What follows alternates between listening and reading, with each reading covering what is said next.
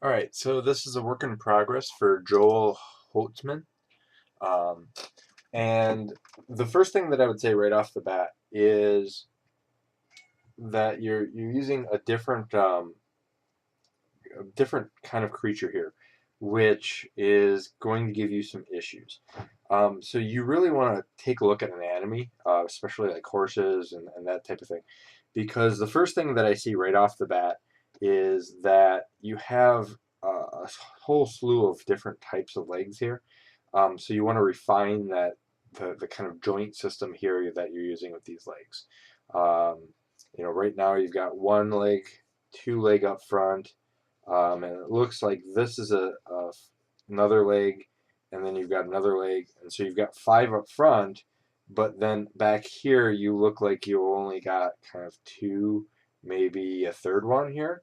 So, and I don't know if that's on purpose or that type of thing, but you want to make sure that that looks a little bit more functional, and I think that's a just anatomy study that you need to look on.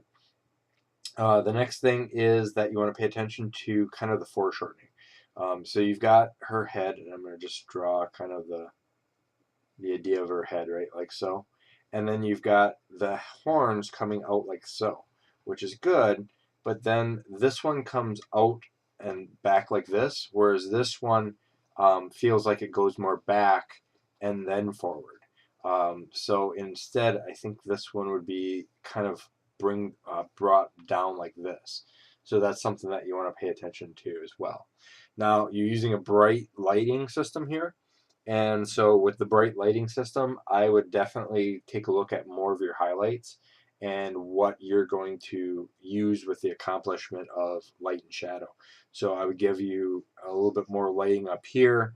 I would give, you've got a strong sense of lighting over here. I would create a bridle system so this doesn't look like you're hanging on for nothing. So create a bridle system too, as well. And then depending on how the arm goes, um, the anatomy on the torso is a little bit disproportionate. What I'm going to say is you've got your head here, torso comes down, and then this is the rib cage, and then so you're kind of centered like that, and so you can see how it's already starting to get a little bit off centered. Spread the hips like so.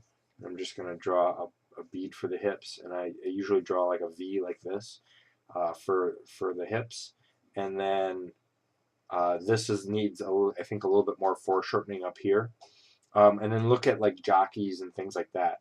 I think the leg should come back more um, into kind of that saddle component, especially with a race like that. Um, and then that's going to kind of change the breast line because the breast line is if you draw the line here, the breasts are going to come like so and then like so. So this one's going to fall to the side a little bit more and then come up like that. And then the next aspect is the arm here, the shoulder socket. This one is leaning forward, so you're going to have like kind of a curve up here, and this is pulled more forward, where this one is going to trail back a little bit more.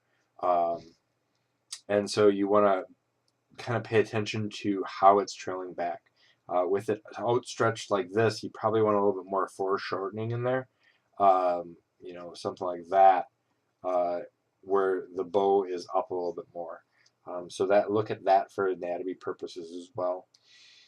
And then back to the highlights, I would say the highlights, with this arm trailing back, you might get some highlights back here, and especially on the bow to really pop that out. And then again on the if this is coming forward a little bit more, this one is coming forward a little bit more, you might have more lighting kind of reaching up on the kind of flatness like so.